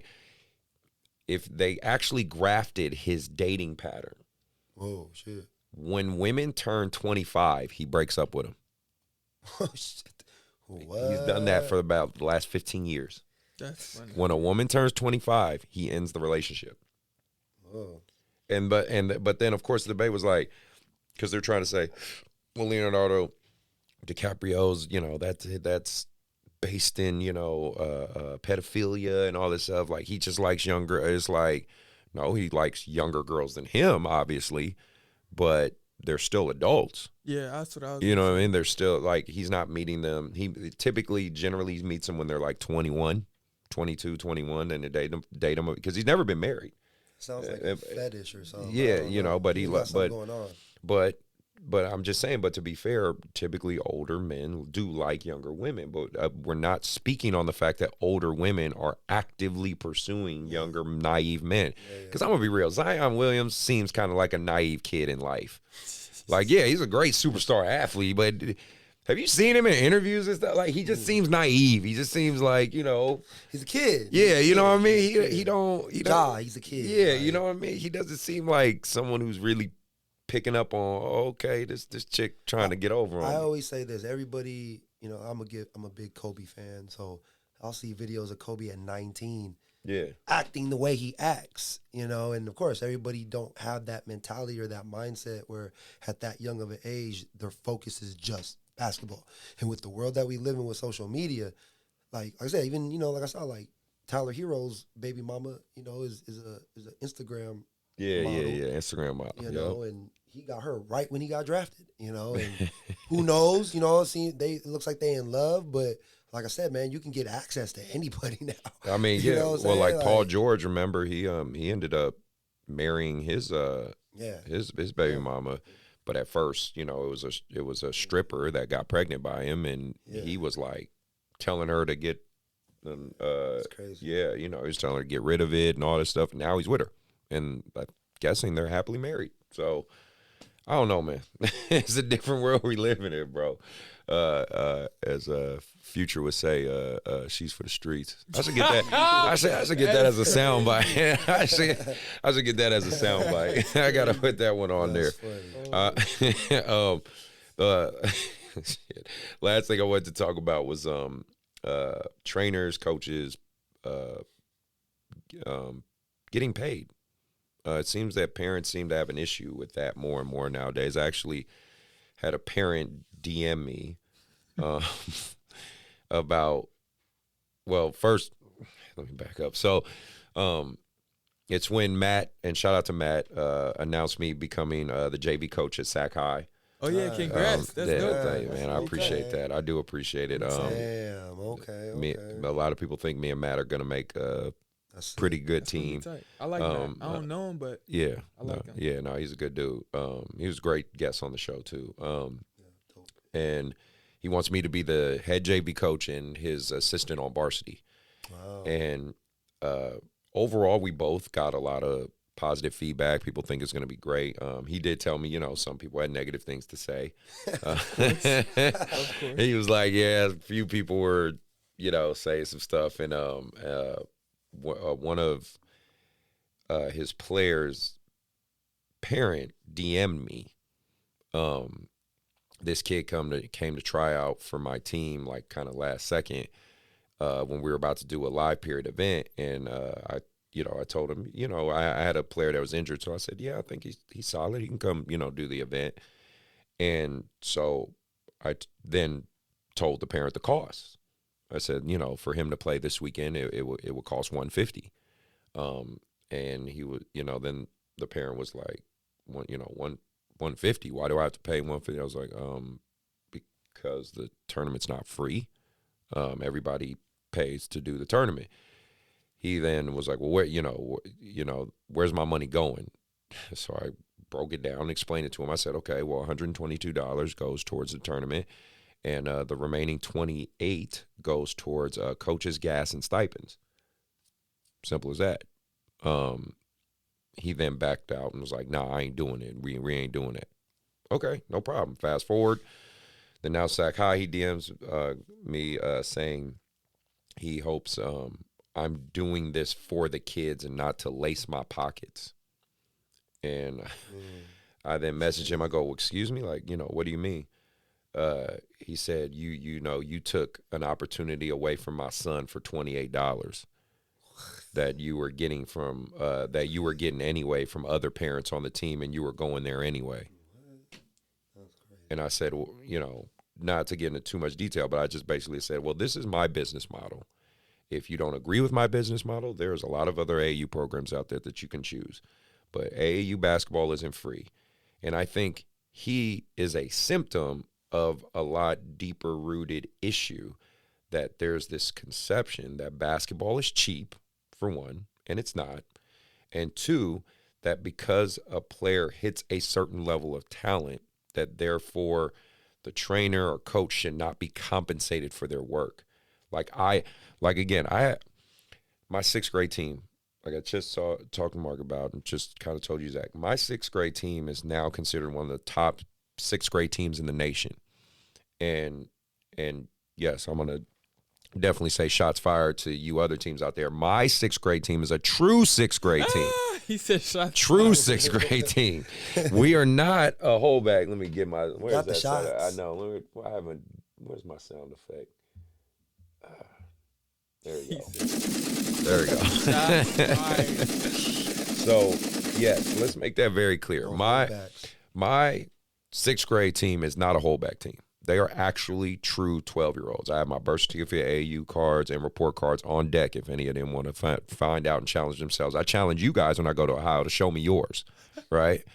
But knowing they won't. So my thing is, though, even though this 6th grade team is now considered one of the top in the nation, number one in Northern California, blah, blah, blah, blah, blah, blah, their parents don't then come to me and say, well, you should pay us for you to coach them. Like, it's just a privilege for you to coach them. No, they still have to pay the registration fees. They still have to pay for the coach's travel. They still have to pay. This is, again, a 6th grade team that's one of the top 16 in the nation.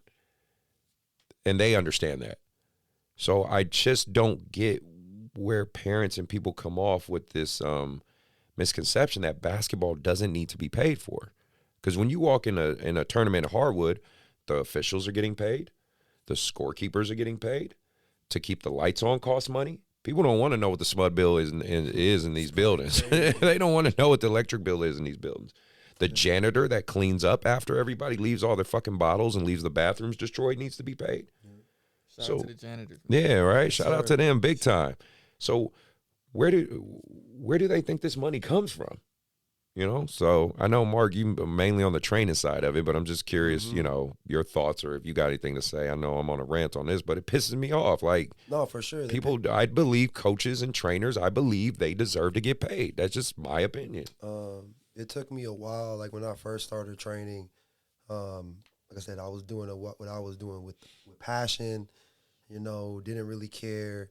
But as I'm 5-6 years into it. And there's something I shout out to Marcus again. He used to always tell me, you know what I'm saying? Like, you got to know your worth. You got to get paid. Nothing is for free, you know? And like I said, I was, especially in the area that I'm from, I kind of understood, you know, like I'm not training in Roseville. Right. You know what I'm saying? So I had to help a lot of kids, you know, just with their situation. But as I've grown and gotten better and put in the hours to do what I'm doing now, like I understand now.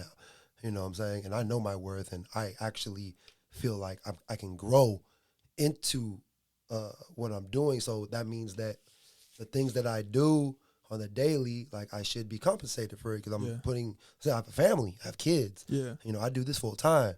So I like I said, like hearing that story, you know, it makes me mad, but I've learned just to be like, it's not meant to be. Yeah, you know what I'm saying? Exactly. I handled it professionally. You know, I just said, this is my business model. You don't agree with it. There's other options out there. That's crazy, man. I'm with you though with that. Like, definitely got to get paid, man. We love what we do, so put a lot of time into it.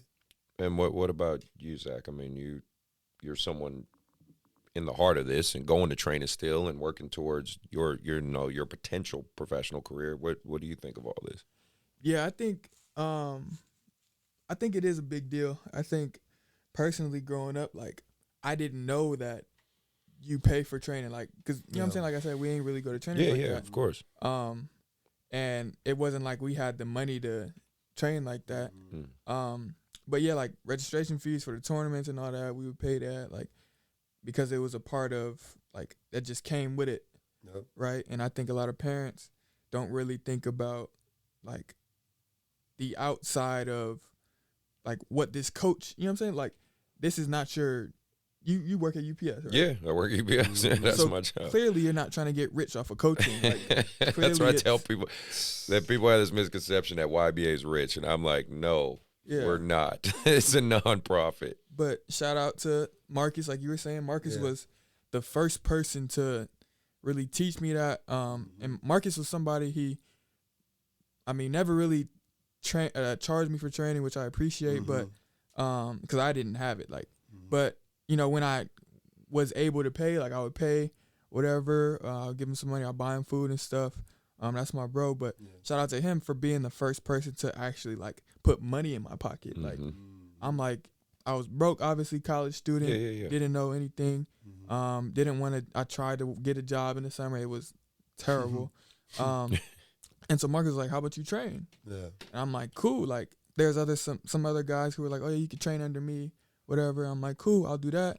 But then Marcus was like, nah, bro, like, you can just use Strava with others and be your own trainer. Like, absolutely. You can make your own prices and stuff. And so he kind of walked me through that. So I'm eternally grateful for Marcus. Like, he's just a good dude. Like, absolutely. As crazy as he is, he a good dude. I appreciate that. But man. Stop the cap.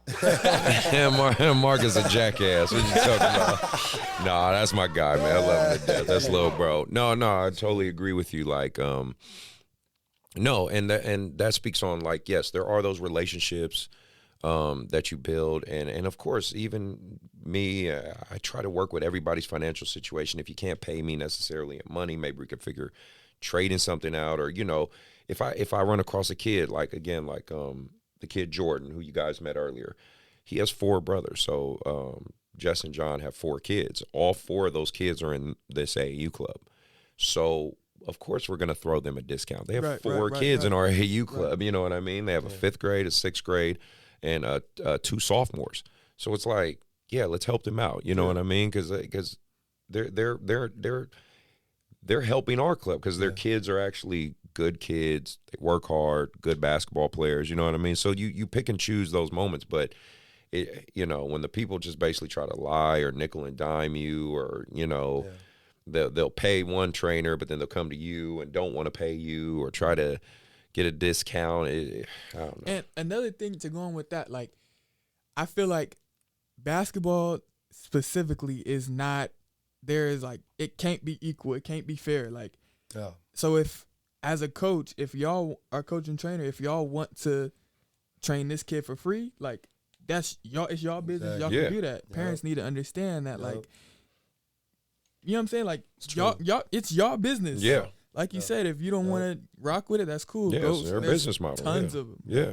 But for what y'all do, and shout out to y'all, man, respect to what y'all do, because y'all produce, it shouldn't be a issue. It should just be like, okay, cool. Like, if I want to work with you, I want to work with you, period. Right. I'll figure it out. We'll make it work. Like, it's true. It's just just in basketball is the only place I kind of seen it become like that, or be like that, because, you know, I don't see this in volleyball. I don't see this in baseball. I don't see this in soccer or tennis, or, you know, and they get paid. Yeah, they you gotta pay for those. You just pay the money. It's just here's the cost. Man, it's AAU. Yeah, and of course there are those. I mean, let's be real. Yeah, there's those out who are using AAU to try to get rich, or, you know, live a certain lifestyle and stuff.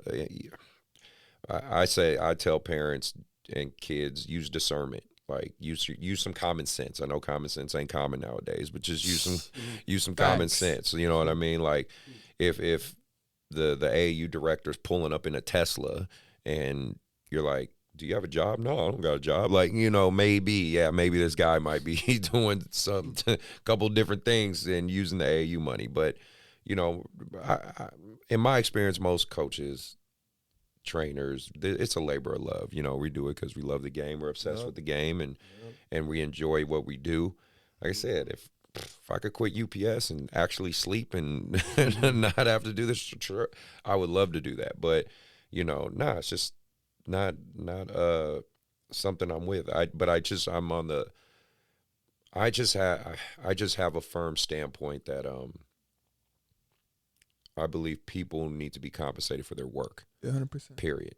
And even though it's a labor of love, even though we love coaching, we love training, people need to be paid. You know, I'm gonna repost this soundbite. Please do. You know that. Yeah, I'm a knowing Joe, he'll chop a lot of this up and make some good shorts out of it. No, yeah, and I think that was my last thing. Just understanding that these people are dedicating their time. I'm more speaking and reflecting on that. Let me set my tone right.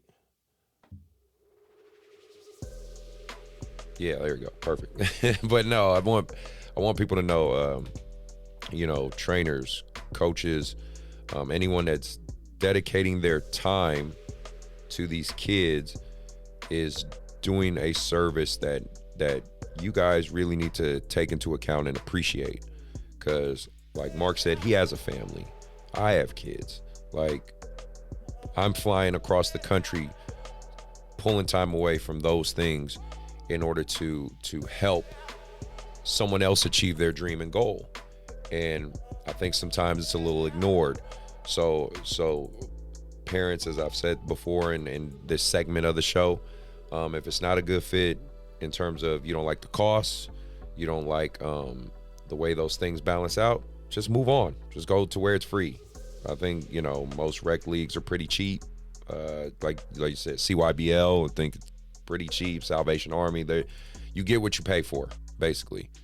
And for you kids out there who are looking for people to help you out, and you might not have the money, you might not have the means, talk, advocate for yourself, talk to trainers.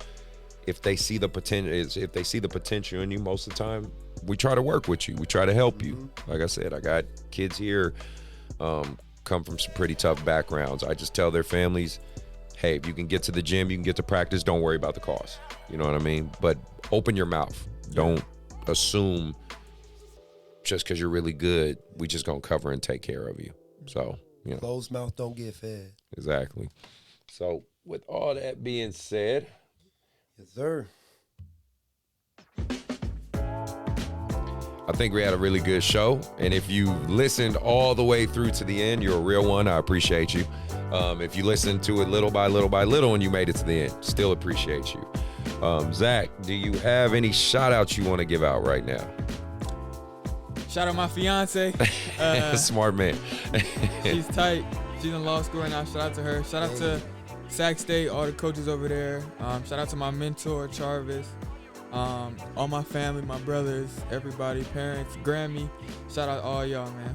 All right, perfect. And then next episode, we're going to have coming up pretty quick. It's going to have Frank from One Vision and two-time Olympian, former WNBA player, Ruthie Bolton. So I'm looking forward to having her on the show. I think they just did a Netflix documentary or some documentary. They were talking about the women's team.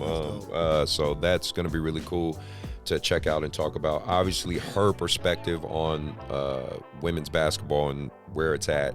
I'm looking forward to talking to her about. Shout out Coach Brandon. Keep doing the content you do, brother, man. I know we talk and you're doing great stuff, speaking out there. I'm supposed to also have coach from San Jose State, Danny Hendricks? Damani, sorry. Sorry, Damani. He's going to either do the show or he's going to do my IG Live. So he'll be cool to talk to. Me and him have had a lot of good conversation. And shout out to all my YBA kids and all you guys who've been supporting and listening and supporting the cause. Mark, did you have any shout outs, anything? Appreciate you, Zach, man. Good luck, man. Good luck for your future, man. Thank you. Shout out to y'all, too, for having me. I really do appreciate it. No, man. Thanks for coming, man. Again, hit that like, hit that subscribe. Check us out. Check out, got the IGs on the link in the description. Check us out. Feel free to reach out anytime if you have any questions. And we are out.